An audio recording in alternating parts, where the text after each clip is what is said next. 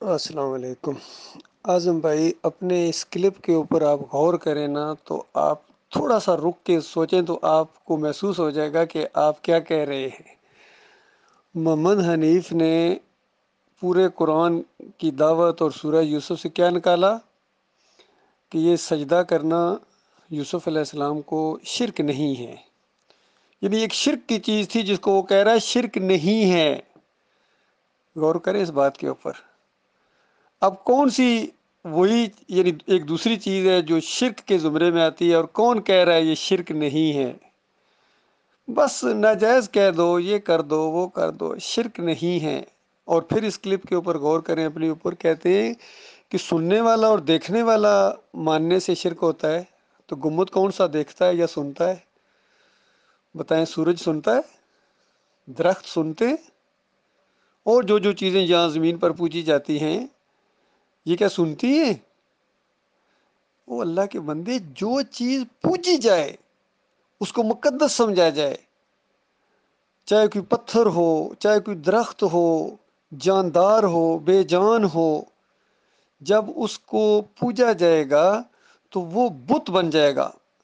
کوئی اپنے نفس کو بھی اگر پوجتا ہے، یعنی اپنی چلاتا ہے قرآن و حدیث کے مقابلے میں، تو وہ اپنے نفس کو اس نے الہ بنا لیا ہے، تو وہ بھی بت ہے اس کا۔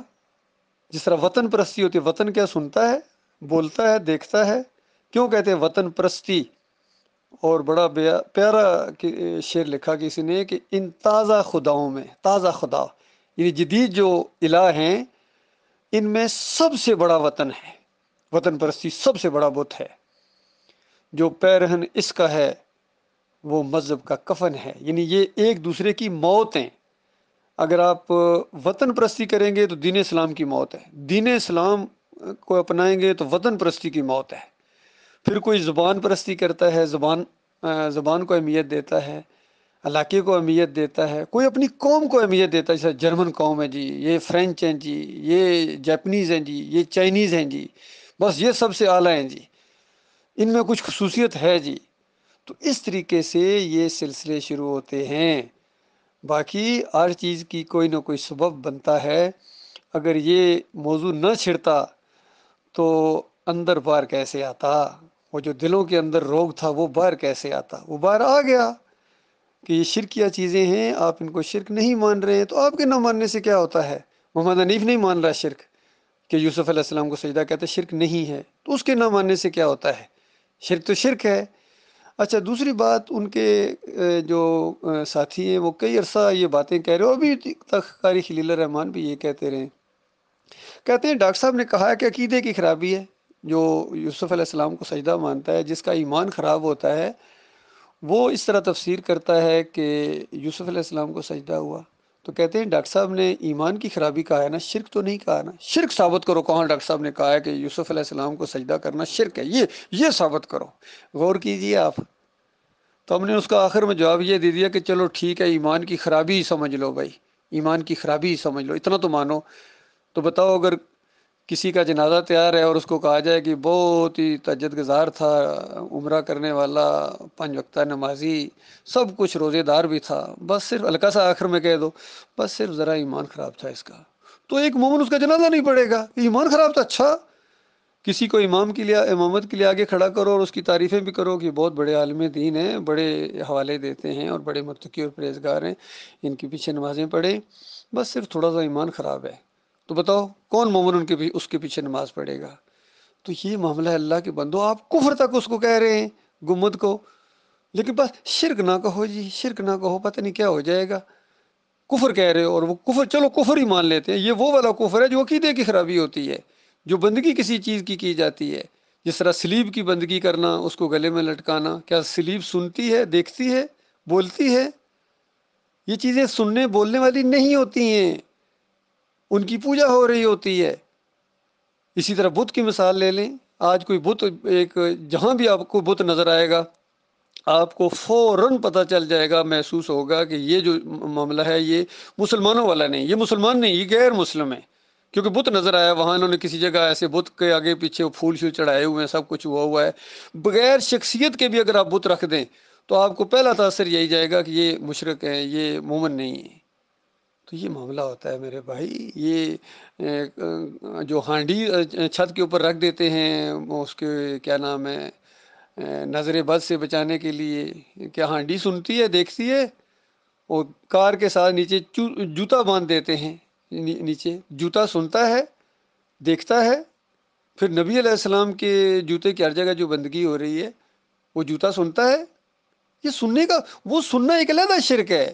دیکھیے شرک کی قسمیں ہیں، کوئی ایک تھوڑا ہی شرک ہوتا ہے، طرح طرح کے شرک ہوتے ہیں۔ ہر شرک سے بیزاری کا اعلان کرنا ہے۔ باقی حیات النبی کا عقیدہ، حیات النبی فی القبر کا عقیدہ، یہ شرک کی جڑ ہے۔ پھر سماع موتا، یہ بھی شرک کی جڑ ہے۔ پھر جناب وحدت الوجود، یہ شرک کا ستون ہے، یہ بھی شرک کی جڑ ہے۔ وحدت الوجود یہ بھی ایک شرک کی جڑ ہے، شرک کا ستون ہے۔ اسی طرح حلول کا عقیدہ، یہ بھی شرک کی جڑ ہے اور ایک مشرکانہ چیز ہے اور ستون ہے شرک پر، یعنی شرک اس پر کھڑا ہے۔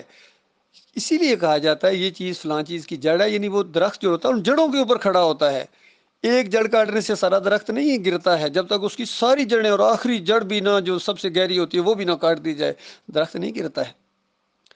تو یہ معاملہ ہوتا ہے، ہر طرح طرح کے شرک ہیں، سب شرک۔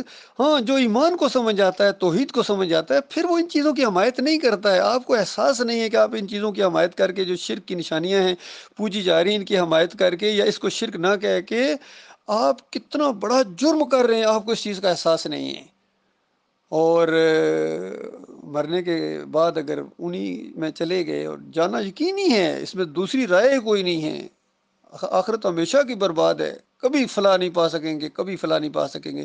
اب اگر ان کا حمایت کرنا نہ چھوڑا، یہ شرک کے سمبلز ہیں اور اس کو جو پروموٹ کر رہے ہیں وہ ان کا حمایت کرنا، یہ ساری چیزیں کرنا، یہ بہت بڑا جرم ہے، بہت بڑا جرم ہے، یقین کیجئے۔ اور پھر جرم کے اوپر جرم یہ ہے کہ یہ وہ کر رہے ہیں جن کو توحید سمجھ آ گئی تھی۔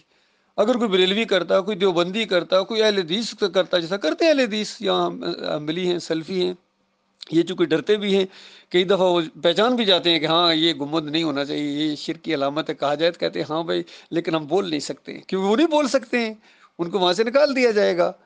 تو اسی طریقے سے ہمارے معاشرے کے اندر اگر فوراً کوئی بندہ کہہ دے گا یہ بات یہ تو گنبد کو شرک کہہ رہا ہے، تو وہاں ہنگامہ برپا ہو جائے گا۔ اس ہنگامے سے، اس چیز سے لوگ ڈرتے ہیں کہ کہیں وہ لوگ گھسیٹنا نہ شروع کر دیں، وہ پرچے نہ کٹ جائیں، کہیں وہ مار نہ دیں، گستاخی رسول کا پرچہ نہ کٹ جائے، ان چیزوں سے ڈرتے ہیں۔ اس لیے وہ تھوڑا سا اس معاملے کو مختصر کرنے کی کوشش کرتے ہیں، تھوڑی نرمی، تھوڑا ڈھیلا پن لانا چاہتے ہیں۔